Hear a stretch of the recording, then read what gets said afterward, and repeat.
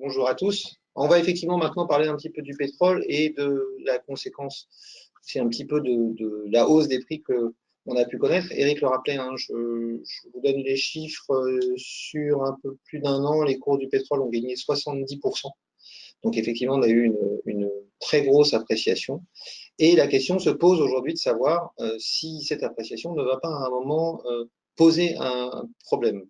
Pourquoi? Parce que une des raisons pour lesquelles le prix du pétrole s'est apprécié énormément, c'est d'abord la demande. La demande ne faiblit pas. Vous avez ici un graphique qui vous montre la demande trimestre par trimestre depuis 2016. Et vous voyez qu'on a quasiment tous les trimestres une croissance de la demande de l'ordre de 1 million à 1,5 million de barils par jour. Je rappelle, la consommation mondiale, c'est à peu près 100 millions de barils par jour.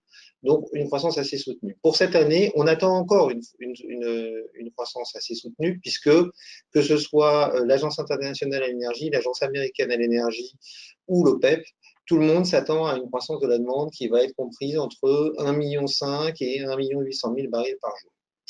Alors, pourquoi il y a eu cette forte demande? D'abord parce qu'on a les émergents, évidemment, qui augmentent leur demande, mais ce que vous voyez sur ce graphique aussi, c'est que ce ne sont pas que les émergents. Et en fait, la reprise mondiale qu'on a pu connaître au cours de ces dernières années a, là aussi, emmené une croissance de la demande dans les pays européens, mais aussi aux États-Unis, parce qu'il n'y a pas de croissance sans consommation de pétrole.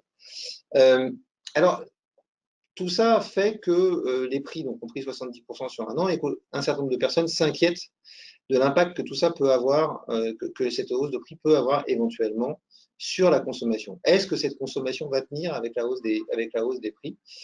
Ce qu'on constate historiquement, c'est d'abord que sur la fourchette de prix sur laquelle on se situe, on va dire si on reste entre 50 et 100 dollars, on est sur des niveaux de prix qui sont acceptables parce que les effets négatifs sont en grande partie compensés par les effets positifs, notamment le fait qu'un certain nombre de fonds souverains riches vont pouvoir investir ces sommes, ce qui va aider en partie l'économie. Et donc, on a globalement un impact assez neutre. Le deuxième élément, c'est qu'on a malgré tout une hausse qui s'est faite relativement progressivement et donc pour l'instant elle n'a pas eu un impact formidable sur les prix, même si le prix de l'essence a monté, on a eu une montée qui était relativement régulière et ce qui fait quelque chose d'à peu près gérable aujourd'hui. La troisième chose, c'est que ce qu'on constate historiquement, c'est que lorsque les prix du pétrole montent, l'impact sur la consommation n'est pas immédiat. Cet impact, il est généralement décalé de quelques mois, on va dire entre 18 et 24 mois. C'est ce qu'on avait connu notamment quand le pétrole avait franchi les 100 dollars. Et on pourrait s'attendre à vivre un peu la même chose. Mais en tout cas, sur les niveaux de 80 dollars, on n'est pas encore sur des niveaux de nature à vraiment détruire de la demande. Il faudrait plutôt retrouver des niveaux de 100 dollars. Alors, une petite nuance, il y a eu beaucoup de pays qui ont profité de la baisse de ces dernières années pour réduire éventuellement les subventions qu'ils accordaient sur les prix du pétrole.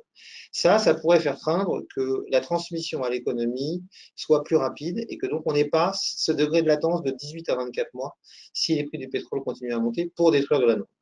En réalité, nous, on n'a pas vraiment cette inquiétude-là parce que ce qu'on constate, c'est que on commence déjà à avoir un certain nombre de pays qui avaient réduit ces subventions commencer à les remettre avec les prix qui montent pour essayer de soutenir un peu l'activité chez eux. C'est notamment le cas en Inde, où l'Inde a déjà augmenté les subventions sur l'essence et parle d'un deuxième mouvement de subventions si les prix devaient continuer à progresser. Voilà pour ce qui est de la demande. On va maintenant s'attacher à voir ce qui se passe du côté de l'offre. Et l'offre, il y a deux actualités importantes. La première, c'est la réduction mise en place par l'OPEP au cours de l'année passée et du début de cette année. Je vous rappelle, l'OPEP a décidé de réduire sa production avec un certain nombre de pays alignés, au premier rang desquels la Russie, d'1,8 million barils pour essayer de rééquilibrer le prix du baril, pour faire remonter le prix du baril et pour essayer de rééquilibrer les stocks qui devenaient pléthoriques. Il faut reconnaître que l'OPEP a gagné son pari. Quand on regarde le niveau des stocks, c'est le graphique que vous avez sur la gauche, le niveau des stocks comparé à la moyenne des stocks pétroliers de l'OCDE sur 5 ans, on est aujourd'hui revenu à cette moyenne 5 ans. Pour tout vous dire, on a même eu les derniers chiffres tout récemment, on est même passé en dessous de la moyenne 5 ans. Donc, l'OPEP a réussi son pari de ramener les stocks à un niveau raisonnable. C'est ce qui explique là aussi, donc forte demande, mais aussi compression de l'offre. Ça explique la remontée des prix du pétrole. Ce que vous voyez sur la droite, c'est le niveau de production par rapport à l'objectif que chacun des pays de l'OPEP ou hors OPEP s'était fixé en termes de production. Et ce qu'on constate, c'est que quand on est dans le jaune, on dépasse les objectifs qui ont été fixés, c'est-à-dire qu'on a réduit davantage que ce qui était prévu. Et ce qu'on constate, c'est qu'un certain nombre de pays ont dépassé leurs objectifs. Alors, c'est important parce que ça veut dire qu'au final, cet accord il a été respecté à plus de 150%. C'est historique. On n'a jamais connu des tels niveaux de respect, et notamment la Russie a joué le jeu. Mais ce qu'on constate surtout, c'est qu'un certain nombre de pays ont respecté leurs objectifs ou les ont même dépassés un peu contre leur volonté. C'est ce qu'on va voir maintenant, notamment en étudiant le cas du Venezuela. Le Venezuela est un cas à surveiller de très près. Il y a encore 2 ans, le Venezuela produisait à peu près 2 400 000 barils par jour. Vous connaissez la situation économique du Venezuela, le risque de sanctions américaines renforcées à cause de problèmes politiques. Tout ça fait que le Venezuela, entre la crise politique et la crise économique, se retrouve avec une production pétrolière qui ne cesse de baisser.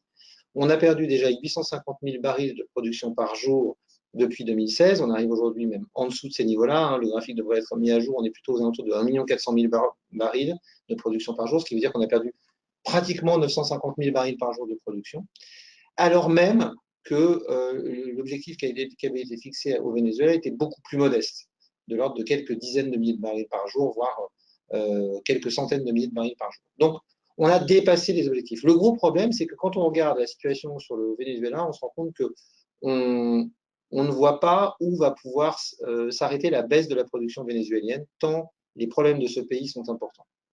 Vous avez un deuxième pays qui a connu le même genre de problème, c'est pour d'autres raisons, c'est l'Iran. L'Iran se retrouve aujourd'hui à nouveau sous sanctions américaines, et là, ça pourrait faire baisser la production de l'Iran de l'ordre de, alors on n'est pas encore certain, ça va dépendre de comment cet accord, enfin, ces nouvelles sanctions sont appliquées par les Américains, mais on parle d'une réduction qui pourrait atteindre de 300 000 à 1 million de barils par jour. Tout ça a amené aujourd'hui, ça et d'autres pays, on pourrait parler de l'Angola, mais on ne va pas en parler trop par manque de temps, ont amené l'OPEP à réfléchir à éventuellement réaugmenter sa production. Il y a des discussions qui sont en cours, la réunion aura lieu le 22 juin. Alors, il faut avoir en tête que ça peut avoir un impact à court terme, et je pense que ça a eu un impact parce que cette discussion a fait rebaisser un peu les prix du pétrole. Mais il faut savoir 2 choses. Historiquement, lorsque l'OPEP a annoncé des baisses des hausses pardon, de production pour des raisons de tension sur l'offre, derrière, on a toujours vu des prix plus élevés sur le prix du pétrole. Pourquoi? Parce que ça veut dire essentiellement que la capacité excédentaire de production disponible va réduire. Donc ça veut dire qu'au moindre problème, on n'aura plus de capacité à répondre. Ça, c'est la première chose importante qu'il faut avoir en tête. L'autre élément qui est important au niveau de l'impact possible, c'est que on est dans une saison où on consomme énormément de pétrole. Il faut savoir que ça peut paraître un peu bizarre aux Européens, mais le troisième trimestre, période estivale, est la période où on consomme le plus de pétrole dans le monde. Pourquoi? Parce que notamment les pays du Moyen-Orient sont en plein été, il y fait très chaud, et donc ils consomment énormément de produits pétroliers pour leur climatisation. Et donc on consomme à peu près 1,5 million de barils par jour de plus à cette période-là pendant le reste de l'année. Résultat, cette hausse de la production ne veut pas dire qu'on aura plus de pétrole disponible à l'export. Donc, pour nous, cet impact va être limité et le pétrole devrait rester orienté à la hausse. Si on passe à la slide suivante, on va regarder un tout petit peu ce qui peut se passer au niveau du pétrole aux États-Unis, parce qu'un certain nombre de personnes sont négatives aujourd'hui sur le pétrole, parce que on est dans une situation où le pétrole de schiste aux États-Unis se redéveloppe. Alors d'abord, sur ce graphique, ce que j'ai voulu vous montrer, c'est que ce n'est pas le pétrole de schiste qui se redéveloppe. Là, vous avez les différents bassins de pétrole de schiste aux États-Unis. Ce que vous constatez, c'est que tous les bassins de pétrole de schiste aux États-Unis sont à un niveau de production qui est inférieur au niveau qu'ils connaissaient en 2015. Le seul qui soit à un niveau supérieur, c'est le bassin permien. Donc, le pétrole se développe aux États-Unis dans le bassin permien. Pourquoi c'est important? C'est ce qu'on va voir sur le graphique suivant. En réalité, le pétrole de schiste du bassin permien pose 2 problèmes aujourd'hui. Le premier et le plus important à court terme, c'est qu'en réalité, je le disais, la production a essentiellement augmenté dans ce bassin. Et elle a augmenté dans de telles proportions qu'on n'a plus aucune infrastructure logistique qui soit calibrée par rapport à la production qu'on a. Ça veut dire quoi? Ça veut dire que les pipelines sont pleins. Maintenant, les capacités de transport ferroviaire sont pleines. Les capacités de transport par camion sont pleines aussi. Résultat, plus personne n'a vraiment envie d'acheter ce pétrole parce qu'il ne sait pas quoi en faire. Et donc, on a aujourd'hui du pétrole de schiste aux États-Unis qui vaut beaucoup moins cher que la référence WTI. Vous avez le graphique sur la droite.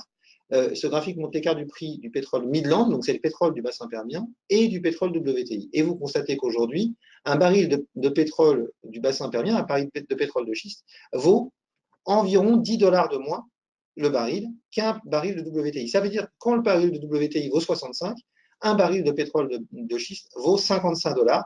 Et donc, on se retrouve à un niveau où l'ampleur de la marge réalisée par les pétroliers schistes n'est pas encore telle qu'ils peuvent recommencer à forer de façon énorme. Ça, c'est le premier problème à court terme. Ce problème va demeurer parce qu'on n'aura pas de capacité de pipeline construite avant au moins fin 2019. Et donc, on va avoir un différentiel important du prix du pétrole de schiste. On pourrait même se retrouver avec le pétrole WTI qui monte, avec le pétrole de schiste qui ne monte pas, ce qui va freiner le développement des pétroles de schiste aux États-Unis. La deuxième chose, c'est que ce pétrole est très léger. On va passer rapidement parce que c'est un problème qui va se poser à plus long terme. Le pétrole de schiste est un pétrole qui est très léger et donc qui ne convient pas bien aux raffineries américaines. C'est pour ça qu'on voit les exportations américaines s'envoler.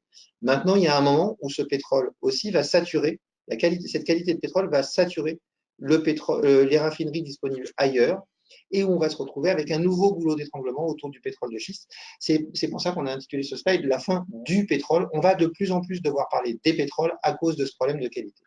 Je passe rapidement. Tout ça pour dire quoi? Aujourd'hui, on a une conviction forte chez Ophi Asset Management, c'est que les actions pétrolières représentent un fort potentiel d'appréciation. Je rappelle, depuis à peu près un an, je le disais, le pétrole a gagné 70%. Les actions du secteur pétrolier, elles, ont gagné à peu près en moyenne 20%. Donc il y a un très fort retard des actions pétrolières par rapport au pétrole.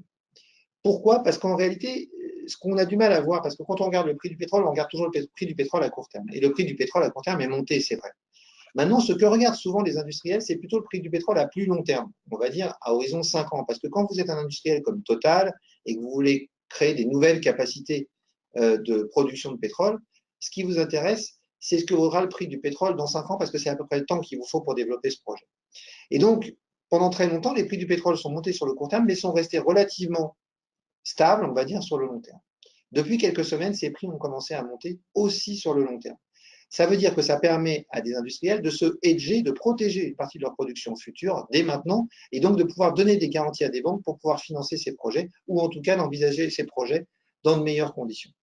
La conséquence de tout ça, c'est qu'on a plusieurs choses qui se produisent. La première, c'est que depuis maintenant le mois de mars, le pétrole est monté de 20% et les sociétés pétrolières se sont appréciées de 20%. On a eu une recorrélation des deux. Mais à plus long terme, ça veut dire aussi autre chose. Ça veut dire que les projets, notamment dans le domaine du offshore, vont peut-être redevenir rentables. Et donc, nous, on a aujourd'hui envie de jouer le rattrapage des valeurs pétrolières par rapport au prix du pétrole par deux biais. Le premier, ce sont les majors, parce que vous l'avez compris, les sociétés pétrolières de schiste vont quand même connaître des difficultés et, à mon avis, vont apporter un certain nombre de déceptions au marché, alors que les majors, elles, sont prêtes et bénéficieront de la potentielle hausse que nous continuons de voir sur les prix du pétrole. Et le deuxième thème majeur, ce sont les sociétés d'équipement et de services, parce qu'on va avoir des gros besoins dans ce domaine-là. Et alors, on était intéressé jusqu'à maintenant par les sociétés d'équipement et services qui étaient essentiellement onshore aux États-Unis à cause du développement du pétrole de schiste, compte tenu de ce que je viens de vous dire sur le retard que pourraient prendre ces développements, mais de la remontée des prix à long terme sur le prix du pétrole, on commence à regarder de très près des valeurs qui ont été massacrées, que sont notamment les valeurs de l'exploration et les valeurs d'équipement et de services dans le domaine du offshore, où il y a un énorme rattrapage à faire. Je pense à des valeurs comme Technip FMC notamment, et des valeurs plus internationales comme Schlumberger, qui peuvent également présenter un intérêt aujourd'hui. Voilà, donc pour nous, chez Ophi Asset Management, l'objectif sur le prix du pétrole, WTI, c'est entre 75 et 80 pour la fin de l'année. Pour le Brent, c'est entre 80 et 85 dollars le baril pour la fin de l'année, avec la possibilité d'aller au-dessus. Et tout cela devrait nous emmener vers une hausse des valeurs pétrolières en ciblant essentiellement les majors pétrolières et les sociétés d'équipement et de services plutôt tournées vers le offshore.